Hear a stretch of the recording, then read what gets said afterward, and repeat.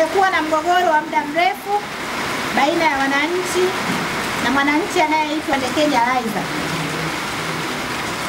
Sasa natangaza rasmi eneo lile tunalirudisha kwa wananchi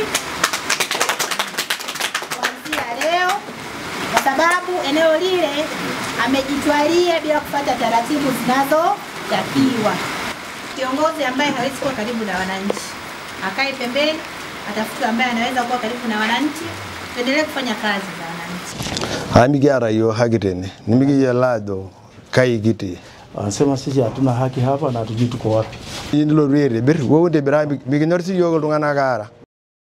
Oldonyo Media, habari karibu nawe. Leo hii nimekuja katika kata hii ya Sepeko nikiwa na mambo makubwa matatu. Naamini sisi kama viongozi vijana tuna kesho nyingi. Sidhani kama tuna malengo ya kuishia hapa hapa. Na malengo ya kufika mbali, lakini tutafika mbali endapo tutawajibika kwa nafasi tulizoaminiwa. Sasa kupitia mkutano huu naelekeza kwa wenyeviti wa vijiji wote na wenyeviti wa vitongoji wote. Kuweni karibu na wananchi. Kiongozi ambaye hawezi kuwa karibu na wananchi akae pembeni, atafuta ambaye anaweza kuwa karibu na wananchi, tuendelee kufanya kazi za wananchi. Namshukuru sana Mheshimiwa Rais kwa kuniamini na kunipa nafasi hii, akiamini kwamba nitashirikiana na wanamunduli katika kutatua changamoto na kero zinazowakabili, vile vile kusimamia miradi ya maendeleo nikiwa kama msimamizi mkuu wa shughuli zote za serikali ngazi ya wilaya katika wilaya hii ya Monduli. Nimekuja kusikiliza changamoto zinazowakabili wanamunduli wenzangu, wanasepeko wenzangu. Nimesharasimishwa na Mheshimiwa Diwani kwamba mwananchi wa Sepeko. Kwa hiyo nimekuja kuwasikilizeni. Lakini vile vile niko tayari kupokea ushauri na maoni wa namna gani tutafanya ili tuwaletee wanamunduli, tuwaletee wanasepeko maendeleo. Kumekuwa na mgogoro wa muda mrefu baina ya wananchi na mwananchi anayeitwa Ndekenya Laizer. Sasa natangaza rasmi eneo lile tunalirudisha kwa wananchi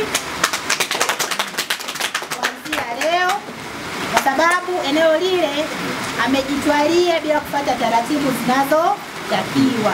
Ikitokea labda kuna mahali ambaye kiongozi ameteleza au mwananchi ameteleza, tuitane, tukae chini, tutatue. Lakini nikushukuru Mheshimiwa DC, karibu sana. Kwanza niwapongeze watu wa Mti Moja na watu wa kata ya Sepeko. Kituo hii ya afya tumejenga kwa gharama kubwa, lakini tumepambana kadri ya uwezo wetu.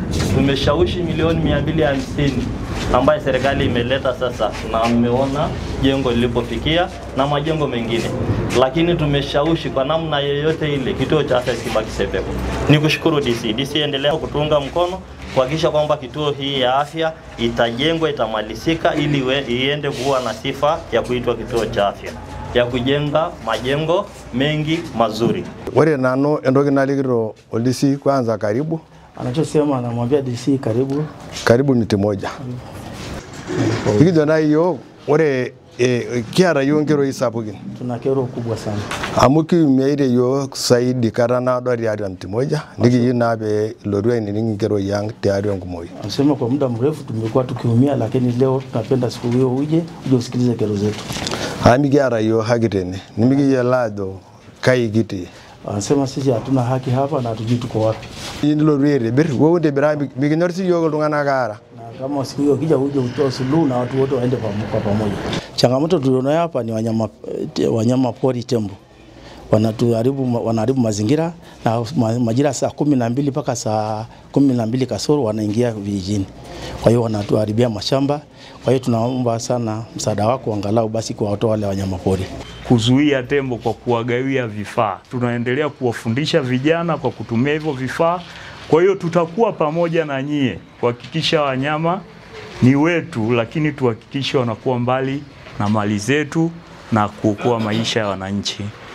Kwa sababu hao wanyama wako kisheria kwamba ni wanyama wakali na waharibifu. Uwezo wa mwananchi kumkabili ni mgumu ukifananisha na mnyama kama pundamilia.